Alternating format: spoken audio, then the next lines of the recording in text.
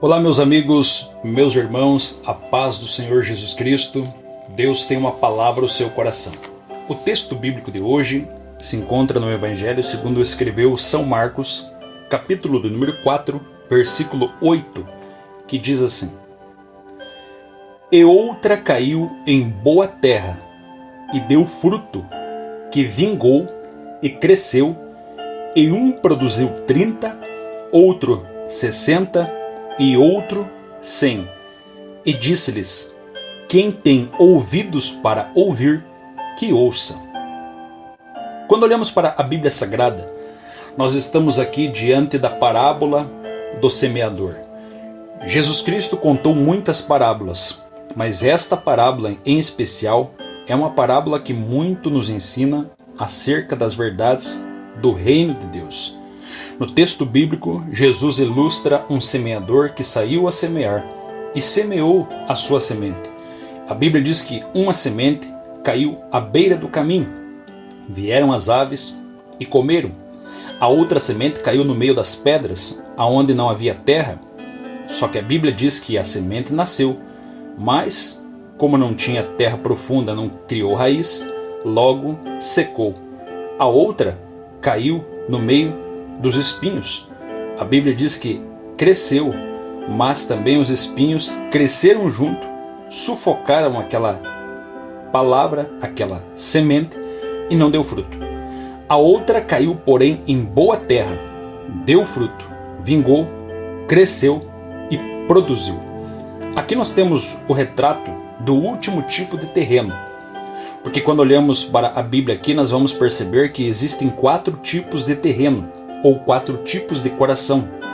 O coração duro, que caiu a semente e não vingou, o passarinho comeu, representando Satanás, tirando a semente do coração, roubando a semente. Nós temos o coração superficial, que não criou raiz. Nós temos o coração congestionado, ou ocupado, ou concorrido ainda. Por quê? Porque estava concorrendo com os espinhos, que são os prazeres desse mundo. E nós temos o último coração, que é o coração produtivo. É o coração que produziu não somente 30, mas 60 e 100. Agora, o detalhe: por que o coração tornou-se produtivo? Primeiro porque antes de se plantar, o coração produtivo precisa ser preparado. Nós sabemos que há uma preparação do coração do homem para que a semente seja lançada, para que a palavra seja pregada. E quem faz essa preparação nada mais é do que o Espírito Santo.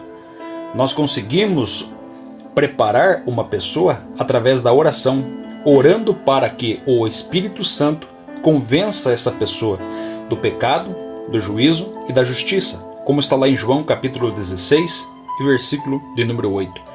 Então é o Espírito Santo representando a água da vida, representando a fonte da vida eterna, representando aqui a chuva do Espírito que molha, que rega o coração duro, a terra seca, e faz com que essa terra venha, sim, abrir o coração.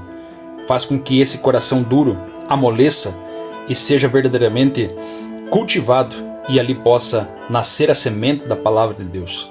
Então o primeiro segredo é ser preparado. Nós precisamos entender também que toda semente que é semeada no coração, ela vai passar por oposições.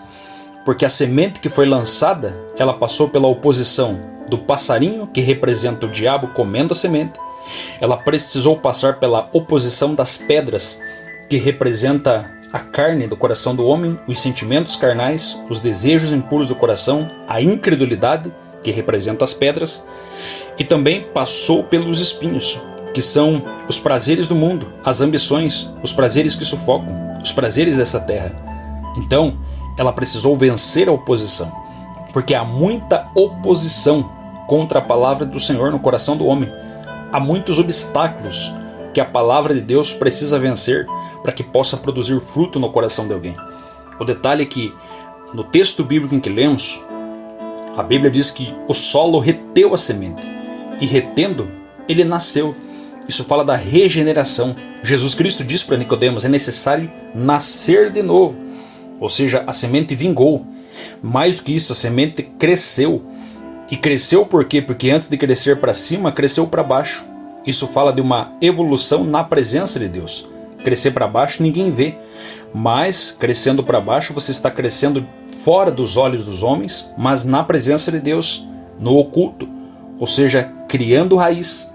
E depois disso cresceu para cima e futuramente frutificou, se cumprindo aquilo que Jesus Cristo disse lá em João 15,16, que eu vos chamei para que vade e dê fruto, e o vosso fruto permaneça. Jesus também disse lá em João 15,8, nisto será glorificado meu Pai, que vós deis muitos frutos. Fomos chamados para dar frutos.